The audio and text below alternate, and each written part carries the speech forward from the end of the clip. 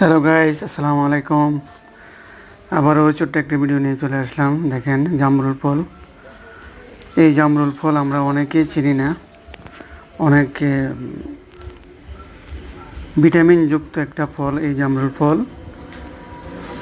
স্বাদের বেলায় যদি আমি বলি, জামরুল ফল খেতে তেমন একটা সুস্বাদু না, একটু পানসা পানসা হয়।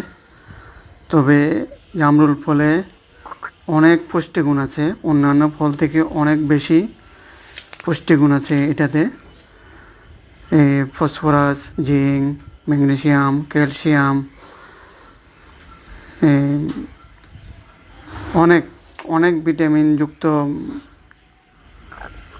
জিনিস আছে এটাতে। তো তাই বলি সবাইকে, জামরুল ফল খান। এটা অন্যান্য ফলের থেকে অনেক পুষ্টিগুণ।